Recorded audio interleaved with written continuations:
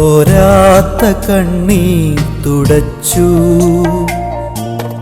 തോളിൽ നീ എന്നെ വഹിച്ചു. തോരാത്ത കണ്ണീർ തുടച്ചു, തോളിൽ നീ എന്നെ വഹിച്ചു.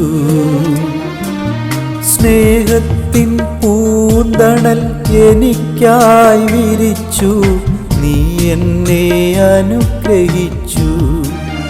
ദൈവമേ, നീ എന്നെ അനുഗ്രഹിച്ചു.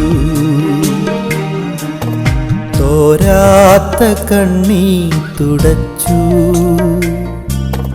തോളിൽ നീ എന്നെ വഹിച്ചു. ഗ്രേസ് മിനിസ്ട്രീസിൻ്റെ സ്വാതന്ത്ര്യ സന്ദേശം എന്ന ഞങ്ങളുടെ TV പ്രോഗ്രാമിലേക്ക് എല്ലാ എൻ്റെ ശ്രോതാക്കളെയും കർത്താവായ യേശു ക്രിസ്തുവിൻ്റെ മാതിരിയുള്ള നാമത്തിൽ സ്വാഗതം പറയുന്നു. നിങ്ങളുടെ സഹകരണത്തിനും പ്രാർത്ഥനയ്ക്കും സഹായത്തിനുമെല്ലാം കർത്താവിൻ്റെ നാമത്തിൽ നന്ദി അറിയിക്കുന്നു. നമുക്ക് കഴിഞ്ഞ ആഴ്ച ചിന്തിച്ചു വെച്ചതിൻ്റെ ബാക്കിയിലേക്ക് പോകാം. രക്ഷാകാലം ശിക്ഷാകാലം എന്ന വചനം തിരുവെഴുത്തിൽ നിന്ന് വിശുദ്ധ ബൈബിളിലെ വാക്കുകളായി വചനങ്ങളായി നമ്മൾ പരിശോധിച്ച് വരികയായിരുന്നു. ഇന്ന് അതിന് ശിക്ഷാകാലത്തിലേക്കാണ് വരുന്നത്. അതിന് യിരെമ്യാ പ്രവചനം 30-ാം അധ്യായത്തിൻ്റെ 7-ാം വാക്യം നമ്മളിവിടെ വായിക്കാൻ താല്പര്യപ്പെടുകയാണ്. യിരെമ്യാ പ്രവചനം 30-ാം അധ്യായത്തിൻ്റെ 7-ാമത്തെ വാക്യം. ആ നാൾ പോലെ വേറെ ഇല്ലാതാകുമെന്നും അത് വലുതായിരിക്കുന്നു കഷ്ടം. അത് യാക്കോബിന് കഷ്ടകാലം തന്നെ, എങ്കിലും അവൻ അതിൽ നിന്ന് രക്ഷിക്കപ്പെടും. ഓക്കെ, ഇത് യാക്കോബിനൊരു കഷ്ടകാലം, അവൻ അതിൽ നിന്ന് രക്ഷിക്കപ്പെടും. ശിക്ഷാകാലത്തിൽ ഉള്ള ഒരു പ്രവചന വചനമാണ് നമ്മൾ വായിച്ചത്. എന്താണ് യാക്കോബ് എന്ന് പറഞ്ഞാൽ? ഇസ്രായേൽ ജനത്തിലെ 3-ാമത്തെ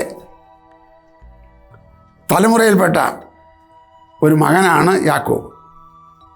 1-ാമത് അബ്രഹാം, 2-ാമത് ഇസ്ഹാക്ക് എന്ന് പറഞ്ഞാൽ അബ്രഹാമിൻ്റെ മകൻ ഇസ്ഹാക്കിൻ്റെ മകൻ യാക്കോബ്. യാക്കോബ് എന്ന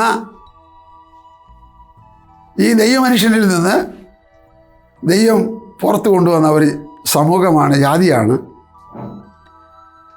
ഇസ്രായേൽ.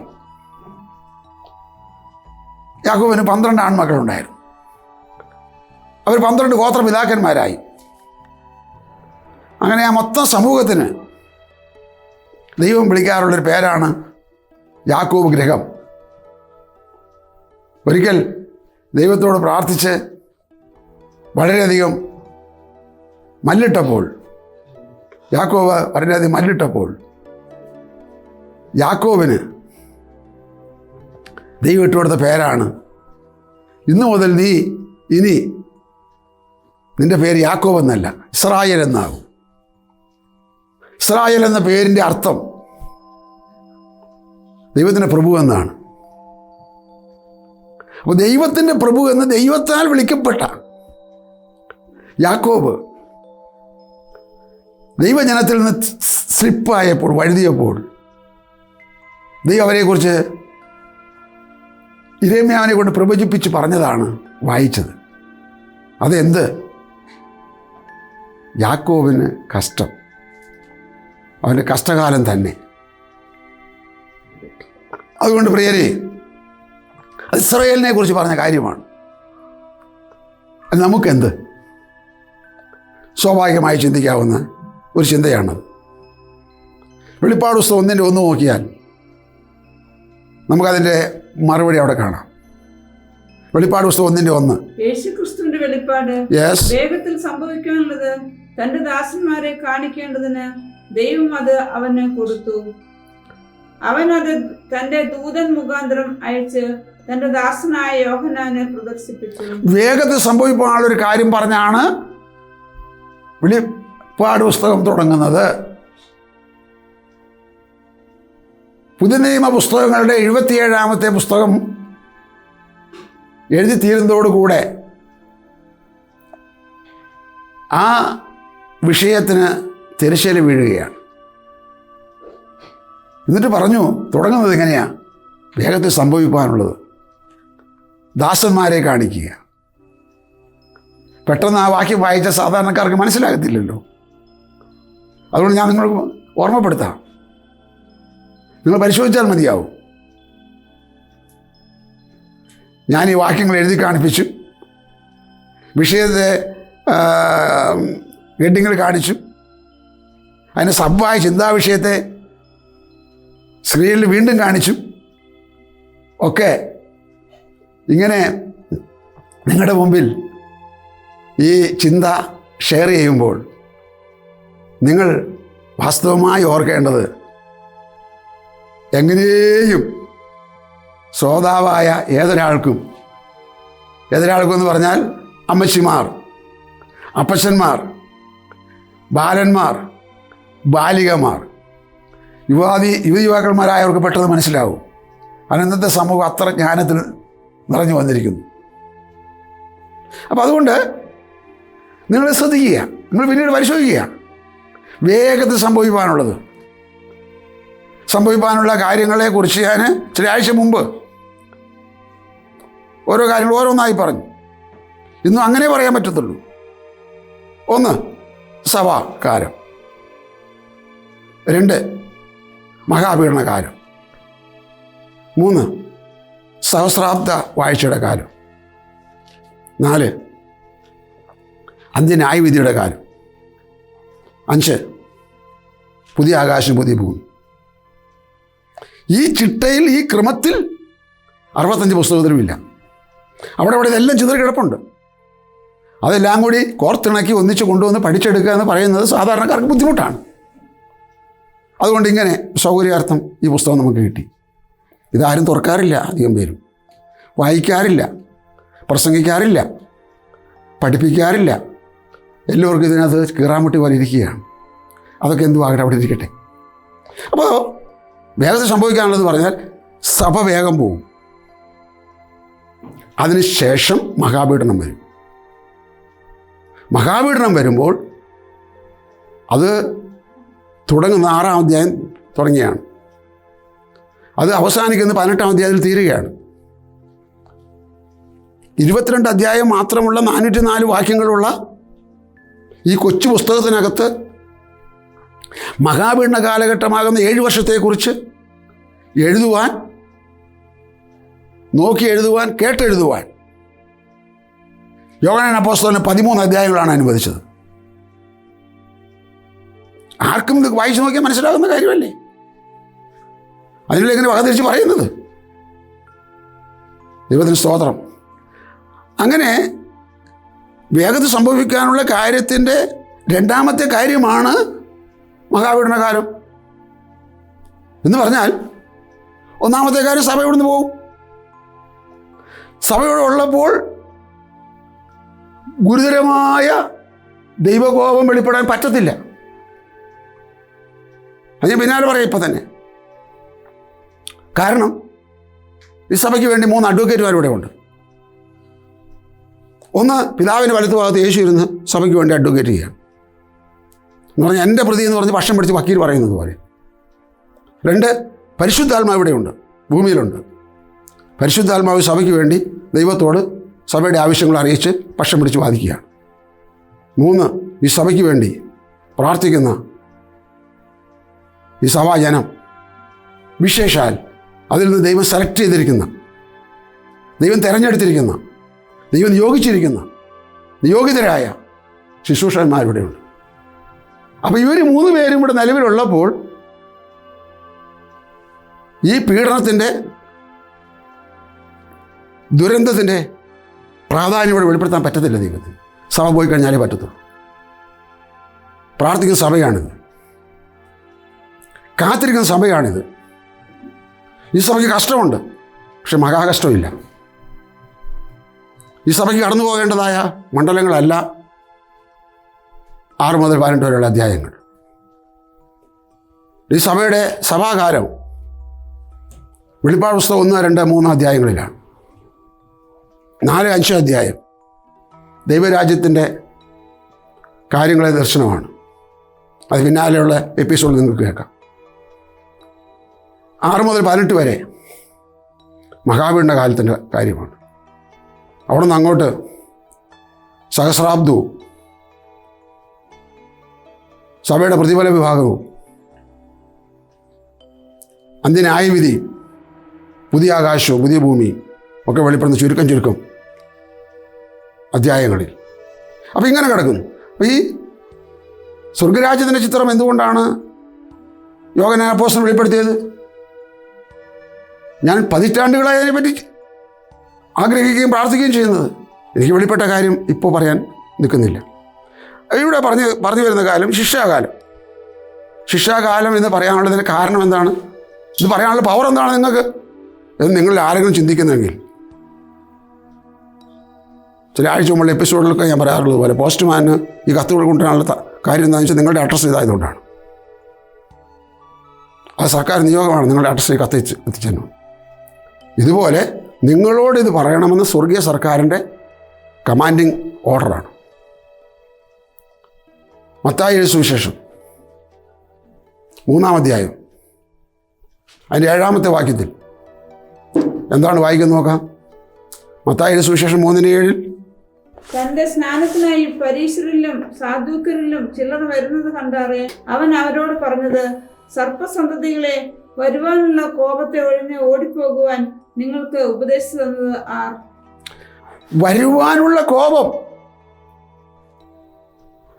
എന്തു കോപം? ആരുടെ കോപം? ആർക്ക് വരുന്ന കോപം? ചിന്തിക്കണ്ടേ? തൻ്റെ അരികിലേക്ക് തിക്കിത്തിരക്കി ഓടിക്കൂടി വരുന്ന ആൾക്കാരോടുള്ള ഒരു ചോദ്യമാണ് യോഹന്നാൻ സ്നാപകൻ ചോദിച്ചത്. എന്താണ് ചോദിച്ചത്? സർപ്പസന്തതികളെ, വരുവാനുള്ള കോപം ഒഴിഞ്ഞ് ഓടിപ്പോകുവാൻ നിങ്ങൾക്ക് ഉപദേശിച്ചു തന്നതാർ?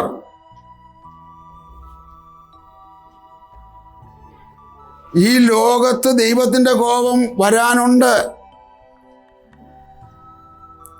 ആ കോപം തൻ്റെ നീതിയായിരിക്കുമ്പോൾ തന്നെ തൻ്റെ സ്നേഹം ആ കോപത്തെ അല്പകാലത്തേക്ക് തടഞ്ഞിട്ട് ഈ കോപപാത്രരായിരിക്കുന്ന മക്കൾക്ക് രക്ഷപ്പെടുവാനുള്ള ഒരു ചാൻസ് കൊടുക്കുന്നതാണ്. ആ ദൈവകോപം അന്നും ഇന്നും എപ്പോഴും ദൈവത്തിൻ്റെ ദൃഷ്ടിയിലുണ്ട്. എന്തിനാണ് ദൈവം ഇങ്ങനെ കോപിക്കുന്നത്? പറയാം. യോഹന്നാൻ സ്നാപകൻ്റെ അരികിൽ സ്നാനത്തിന് വരുന്ന ആൾക്കാരോട് യോഹന്നാൻ സ്നാപകന് ചോദിച്ചു, യഹൂദന്മാരായിരിക്കുന്നവരുടെ കയ്യിൽ മോശ മുഖാന്തരം ദൈവം കൊടുത്ത പ്രമാണമുണ്ട്. ആ പ്രമാണം കയ്യിലേന്തിയവർ അത് വായിക്കുകയും പള്ളികൾ തോറും പ്രസംഗിക്കുകയും പഠിപ്പിക്കുകയും ചെയ്യുന്നവർ അതിനകത്തെ ആശയങ്ങളും വിശുദ്ധ കൽപ്പനകളും പ്രമാണിക്കാതെ സ്വന്തം വഴിക്ക് തിരിഞ്ഞ് നടന്ന് ജീവിക്കുന്ന പശ്ചാത്തലത്തിലിരിക്കുമ്പോഴാണ് ഇങ്ങനെ യോഹന്നാൻ ഉണർവ് പ്രസംഗവുമായിട്ട് ലോകത്തിൽ വന്നത്. അങ്ങനെ ആ പ്രസംഗം നടന്നുകൊണ്ടിരിക്കുമ്പോൾ ദൈവസമയപ്രകാരം ദൈവം ഉണർവയച്ചു. ആ ഉണർവിൻ്റെ വാക്താക്കളായിരിക്കുന്ന പലരും മാനസാന്തരപ്പെട്ട് സ്നാനത്തിന് വേണ്ടി യോഹന്നാൻ്റെ അരികിൽ വരുന്നു. അപ്പോഴാണ് യോഹന്നാൻ ചോദിച്ചത്, നിങ്ങൾക്ക് ആരായി ഉപദേശം പറഞ്ഞു തന്നത്? ദൈവകോപത്തിൽ നിന്ന് ഒഴിഞ്ഞോടാൻ ഉപദേശം പറഞ്ഞു തന്നത് ആരാണ്? സ്തോത്രം. എന്നെ കേൾക്കുന്ന മലയാളം മനസ്സിലാകുന്ന ഒരു കൊച്ചു ബാലിക മുതൽ 90 വയസ്സായ അപ്പച്ചൻ വരെ മാനസാന്തരപ്പെട്ടിട്ടില്ലെങ്കിൽ ദൈവകോപത്തിന് ചക്കിലാണ് നിങ്ങൾ കിടക്കുന്നതും ആ ചക്കിലേക്കാണ് നിങ്ങൾ നടക്കുന്നതും. അപ്പം ഇതാണ് മഹാപീഡന കാലത്തിൻ്റെ ദൈവകോപത്തിൻ്റെ സ്വഭാവം വെളിപ്പെടാൻ കഴിയാതെ വണ്ണം ഇപ്പോൾ തടുത്തു നിർത്തുന്നത് പിതാവായ ദൈവത്തിൻ്റെ വലത്തുഭാഗത്ത് യേശു, ലോകത്തിൽ പരിശുദ്ധാത്മാവ്, പ്രാർത്ഥിക്കുന്ന സഭ. ഇവ മൂന്നും ഇപ്പോൾ ഉള്ളതുകൊണ്ടാണ് ഇങ്ങനെ ലോകം സമാധാനത്തോടെ രക്ഷപ്പെട്ടു പോകുന്നത്. 100% അങ്ങനെ തന്നെ. വരുവാനുള്ള കോപത്തെ ഒഴിഞ്ഞ് ഓടിപ്പോകാൻ നിങ്ങൾക്ക് ഉപദേശം വന്നത് ആറ്? 1 തെസ്സലോനിക്കർ ലേഖനം 1:9 വായിക്കാം. 1 തെസ്സലോനിക്കർ 1:9. ഞങ്ങൾക്ക് നിങ്ങളുടെ അടുക്കൽ ഇങ്ങനെയുള്ള പ്രവേശനം സാധിച്ചു എന്നും ജീവനുള്ള സത്യദൈവത്തെ സേവിപ്പാനും അവൻ മരിച്ചവരുടെ ഇടയിൽ നിന്ന് ഉയർപ്പിച്ച തന്റെ പുത്രനും വരുവാനുള്ള കോപത്തിൽ നിന്ന് നമ്മെ വിടുവിക്കുന്നതിനുമായ യേശു സ്വർഗത്തിൽ നിന്ന് വരുവാനുള്ള കോപത്തിൽ നിന്ന് നമ്മെ വിടുവിക്കുന്നവനുമായ യേശു, ദൈവത്തിൻ്റെ മഹാകോപമാകുന്ന ചക്കിൽ നിന്ന് മനുഷ്യരെ പുറത്തു കൊണ്ടുവരുന്ന യേശു. പാപത്തിൻ്റെ നേരെയുള്ള ദൈവത്തിൻ്റെ പ്രതികരണമാണ് ദൈവകോപം. വായിച്ചു നോക്കാം. പാപത്തിന് നേരെയുള്ള ദൈവത്തിൻ്റെ പ്രതികരണം സംഖ്യാപുസ്തകം 32-ാം അധ്യായം അതിൻ്റെ 23-ാമത്തെ വാക്യം. ആമോസിൻ്റെ പുസ്തകം 9-ാം അധ്യായം 8-ാം വാക്യം. സംഖ്യാപുസ്തകം 32-23 നമുക്ക് നോക്കാം. Price the Lord. അപ്പോൾ എന്തുകൊണ്ട് ഈ കോപം വരുന്നു? ദൈവം അത്ര ക്രൂരനാണോ? ദൈവം അത്ര ശത്രുവാണോ? എന്തെല്ലാം ചിന്തകളാണ് നമ്മുടെ മനസ്സിൽ നമ്മൾ ഉരുട്ടിക്കൂട്ടി വെച്ചിരിക്കുന്നത്. ദൈവം നീതിമാനാണെന്ന കാര്യം ഓർക്കുക. നീതിമാനാണ് ദൈവമെങ്കിൽ ദൈവനീതി പ്രകാരം പാപത്തിൻ്റെ നേരെ ശിക്ഷ കൊടുത്തേ പറ്റൂ. സംഖ്യാപുസ്തകം 32 അതാണ് വായിക്കുന്നത്. 32-23. സ്തോത്രം. അതുകൊണ്ട് നമുക്ക് ആ ഭാഗം വായിച്ചു നോക്കാം. എന്നാൽ നിങ്ങൾ അങ്ങനെ ചെയ്യുകയില്ല എങ്കിൽ നിങ്ങൾ യഹോവയോട് പാപം ചെയ്തിരിക്കുന്നു. നിങ്ങളുടെ പാപഫലം നിങ്ങൾ അനുഭവിക്കും. ഞാൻ പറയുന്ന പോലെയുള്ള ഈ കൽപ്പന പ്രമാണം നിങ്ങൾ അങ്ങനെ ചെയ്യുകയില്ലെങ്കിൽ, ചെയ്യാതിരിക്കുന്ന നിങ്ങൾ പാപം ചെയ്യുകയാണ്. അങ്ങനെ ചെയ്യുന്ന പാപം നിമിത്തം നിങ്ങൾ നിങ്ങളുടെ പാപഫലം അനുഭവിക്കും.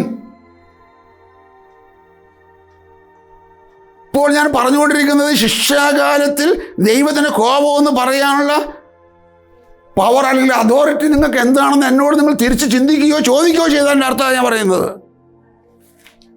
അത് യോഹന്നാൻ സ്നാപകൻ ചോദിച്ചതാണ്. ഈ കോപം ഒഴിഞ്ഞു ഓടണ്ടേ? അതിനൊരു ഉപദേശം വേണ്ടേ? എന്താണ് ആ ഉപദേശം? മാനസാന്തരപ്പെടണം എന്നുള്ളതാണ് ആ ഉപദേശം. മാനസാന്തരപ്പെടണം. മദ്യപാനം നിർത്തുന്നതും പുകവലി നിർത്തുന്നതും അല്ല മാനസാന്തരം. അടിസ്ഥാനപരമായി ഞാൻ പാപിയാണെന്ന് സമ്മതിച്ചിട്ട്, പാപത്തെ പരിഹരിക്കാൻ യേശു വന്നെന്ന് വിശ്വസിച്ചിട്ട്, യേശുവിനെ സ്വീകരിച്ച് ഈ ദുർമാർഗം വിട്ടൊഴിയുന്നതിന് ദൈവശക്തിക്ക് അപേക്ഷിക്കുന്നതാണ് മാനസാന്തരം, മനസ്സിൻ്റെ മാറ്റം. ആമോസിൻ്റെ പുസ്തകം 9-ാം അധ്യായത്തിൻ്റെ 8-ാം വാക്യം. യഹോവയായ കർത്താവിന്റെ ദൃഷ്ടി പാപമുള്ള ഒരു രാജ്യത്തിന്മേലിരിക്കുന്നു. ഇനി അതിൻ്റെ 10-ാം വാക്യം. അനർത്ഥം ഞങ്ങളെ തുടർന്നെത്തുകയില്ല, എത്തിപ്പിടിക്കുകയുമില്ല എന്ന് പറയുന്നവരായി എന്റെ ജനത്തിലുള്ള സകല പാപികളും വാൾ കൊണ്ട് മരിക്കും. എന്റെ ജനത്തിലുള്ള സകല പാപികളും വാൾ കൊണ്ട് മരിക്കും.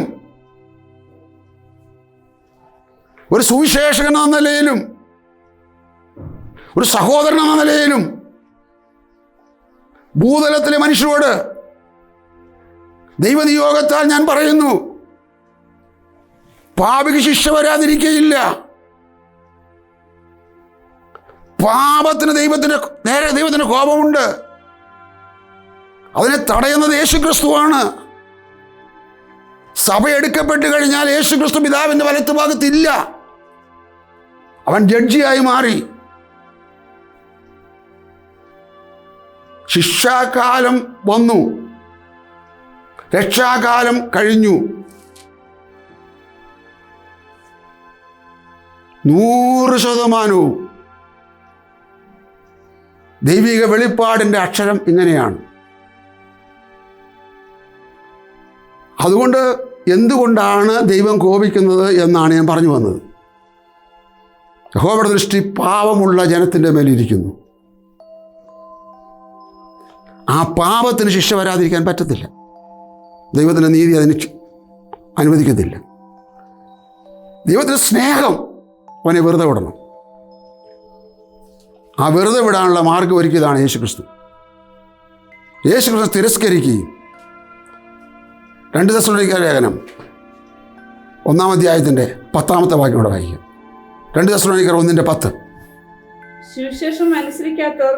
സുവിശേഷം അനുസരിക്കാത്തവർ കർത്താവിന്റെ സന്നിധാനവും അവന്റെ വല്ലഭത്വത്തോടു കൂടിയ മഹത്വവും വിട്ടകന്ന്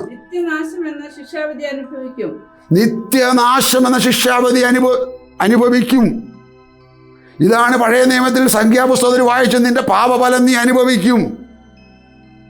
ഇതാണ് ആമോസ് പറയുന്നത്, സകല പാപികളും ദൈവത്തിൻ്റെ വാളിനിരയാകും.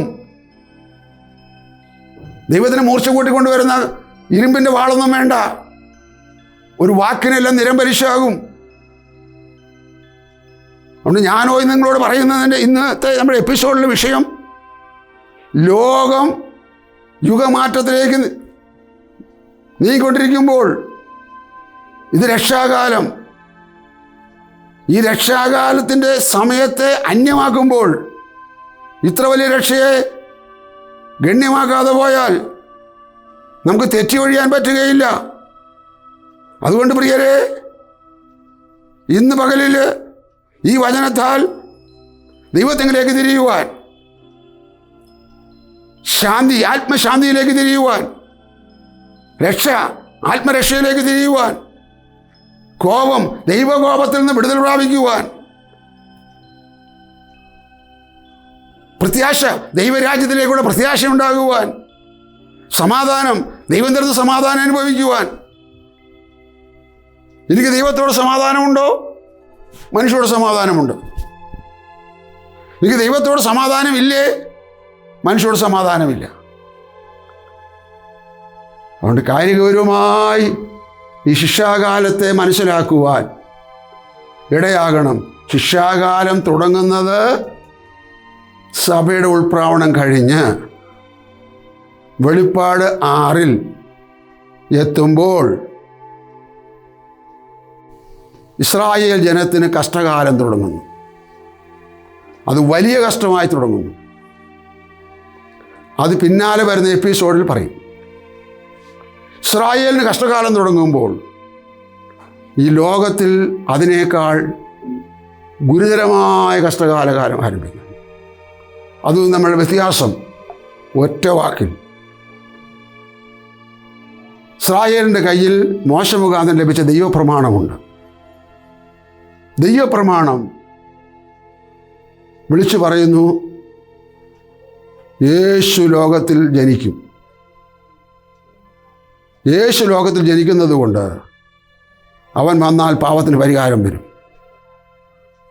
ആ പ്രമാണം കയ്യിലുള്ളവൻ ഈ ലോകജാതികളേക്കാൾ കുറച്ചും കൂടെയൊക്കെ മയപരമായി നയപരമായി പ്രാർത്ഥിക്കാനും വിലപിക്കാനും അനുതപിക്കാനും ദൈവത്തോടടുക്കാനും ഉത്സാഹിക്കും. അത്രയൊക്കെ ആയി വരുമ്പോഴേക്കും ദൈവകോപത്തിനും ശിക്ഷയ്ക്കും ഒരു മയമുണ്ട്. എങ്കിലും അവിടെ എഴുതിയിരിക്കുന്നത് ഇങ്ങനെയാണ്, ഇസ്രായേലിന് കഷ്ടം വരും. അത് വലിയ കഷ്ടകാലം തന്നെ. അതിനേക്കാൾ മഹാകഷ്ടത്തിലേക്കാണ് ഈ മഹാപീഡന കാലത്തിലേക്ക് പോകുന്നത്. അത് 7 വർഷമാണ്. ഈ മഹാമാരിയായിരിക്കുന്ന COVID-19 വന്നിട്ട് 7 മാസം ഏതാണ്ട് പൂർത്തിയാകുന്നതേ ഉള്ളൂ. മനുഷ്യരെല്ലാം എത്രത്തോളം വിഷമിച്ചു, എത്ര പേര് മരിച്ചു മണ്ണടിഞ്ഞു. എന്നിട്ടും ഇതിനെന്തെങ്കിലും ശമനമായോ? നാൾതോറും 2ാമതും 3ാമതും ഘട്ടമെന്ന പോലെ ലോകത്തിലിതെല്ലാം വാഴുകയാണ്. ചെറിയ ഒരണു. ആ അണുവിൻ്റെ മുമ്പിൽ പാവം കല്ലനായ മനുഷ്യൻ, കരുത്തനായ മനുഷ്യൻ നിസ്സഹായൻ. അങ്ങനെയെങ്കിൽ നിങ്ങളോട് വെളിപ്പാട് പുസ്തകം 6 മുതൽ 18 വരെ വായിക്കണമെന്ന്, പുസ്തകം ഇല്ലാത്തതൊന്ന് വാങ്ങി വായിക്കണമെന്ന് നിങ്ങളോട് ഞാൻ അപേക്ഷിക്കുകയാണ്. എന്തിനാ? ഈ മഹാ ദുരന്തത്തിൽ കൂടെ നിങ്ങൾ പോകാതിരിക്കാൻ. സംഗതിയാകട്ടെ, ഇതാ സഭ എടുക്കപ്പെടുന്നതിന് മുമ്പുള്ള സമയം നിങ്ങളുടെ സമയമാണ്. എന്തിനുള്ള സമയം? ശിക്ഷാകാലത്തിൽ നിന്ന് രക്ഷാകാലത്തിലേക്ക് കടന്നു വരാൻ, ആ കടമ്പ കടന്ന്, പാപത്തിൻ്റെ കടമ്പ കടന്ന്, ദൈവകോപത്തിൻ്റെ കടമ്പ കടന്ന്, ഈ അശുദ്ധ മണ്ഡലത്തിലെ സകല കടമ്പയും കടന്ന് വിശുദ്ധ മണ്ഡലമാകുന്ന ദൈവസഭയ്ക്കകത്തേക്ക് വരാനുള്ള ഒരു ചാൻസിൻ്റെ കാലം. അത് നിങ്ങളെ ഒന്ന് ഓർമ്മപ്പെടുത്തിയാൽ എനിക്ക് സന്തോഷമായി. അതുകൊണ്ട് ഞാൻ എൻ്റെ വാക്കുകളെ ഇവിടെ ചുരുക്കുന്നു, അവസാനിപ്പിക്കുന്നു. ഇന്ന് ഞാൻ ലോകത്തിലെ മുഴുവൻ പാപികളായ മനുഷ്യർക്ക് വേണ്ടി 2 വാക്ക് പ്രാർത്ഥിക്കുന്നു. 1 വാക്ക് എന്നെ കേട്ടവർക്കായിട്ടും പ്രാർത്ഥിക്കുന്നു. ആമേൻ. സ്വർഗപിതാവേ, യേശു ക്രിസ്തുവിൻ്റെ ധന്യമായ നാമത്തിൽ പാപികളുടെ നേരെയുള്ള ദൈവത്തിൻ്റെ പ്രതികരണം ഞങ്ങൾ വളരെ ചുരുക്കമായി കേട്ടു കർത്താവേ. സത്യമാണ് സത്യമാണ് എന്ന് ഏറ്റുപറയാൻ കഴിയുന്ന ഒരു മനസ്സ് ഇത് കേട്ടവരായ പ്രിയപ്പെട്ടവർക്ക് നൽകണമേ. അവർ പാപത്തിൽ നിന്ന് വിടുവിക്കുന്ന, ദൈവകോപത്തിൽ നിന്ന് വിടുവിക്കുന്ന യേശുവിനെ കണ്ടെത്തുവാൻ അവരുടെ ഹൃദയത്തിൻ്റെ കണ്ണ് തുറന്നു കൊടുക്കണമേ. അവരുടെ ചെവി സത്യം കേൾക്കാൻ തുറന്നു കൊടുക്കണമേ കർത്താവേ. അവരുടെ ബുദ്ധിയും മനസ്സും ഇത് തിരിച്ചറിയാൻ അവരെ ഒരുക്കണമേ. ലോകത്തിലെ മുഴുവൻ പാപികളായ ആൾക്കാർക്ക് വേണ്ടിയും പ്രാർത്ഥിക്കുന്ന കർത്താവേ, അവരെ ഏത് വിധേനയും അവിടുത്തെ പരിശുദ്ധാത്മാവിനാൽ സന്ദർശിച്ച് അവർക്ക് പാവബോധം നൽകണമേ. അവർ ദൈവത്തിങ്കിലേക്കും ദൈവരാജ്യത്തിലേക്കും വരാനുള്ള വഴി വാതിലും ദൈവർക്ക് തുറന്നു കൊടുക്കണമേ. രക്ഷയുടെ വാതിൽ അടയുന്നതിന് മുമ്പായി ഈ ലോകത്തെ ദൈവം ഒന്നുകൂടി പരിശുദ്ധാത്മാവിനാൽ ബോധം നൽകി ആകർഷിക്കണമെന്ന് പ്രാർത്ഥിച്ച് ഈ സകല മനുഷ്യരെയും അങ്ങയുടെ കരങ്ങളിലേക്ക് സമർപ്പിക്കുന്നു. എൻ്റെ ശ്രോതാക്കളെ ഞാൻ യേശുവിൻ്റെ നാമത്തിൽ അനുഗ്രഹിച്ച് പ്രാർത്ഥിക്കുന്നു. പ്രാർത്ഥന കേട്ടതിനായ സ്തോത്രം. വീണ്ടും വരുന്ന യേശു ക്രിസ്തുവിൻ്റെ ധന്യമായ നാമത്തിൽ തന്നെ. Amen. Praise the Lord. God bless you. അങ്ങനെ ജീവിപ്പിക്കും, അങ്ങനെ ജീവിപ്പിക്കും, അങ്ങനെ ജീവിപ്പിക്കും, അങ്ങനെ ജീവിപ്പിക്കും. ഈ മരുയാത്രയിൽ തളർന്നിടാതെ അങ്ങനെ ജീവിപ്പിക്കും. ഈ മരുയാത്രയിൽ തളർന്നിടാതെ അങ്ങനെ ജീവിപ്പിക്കും.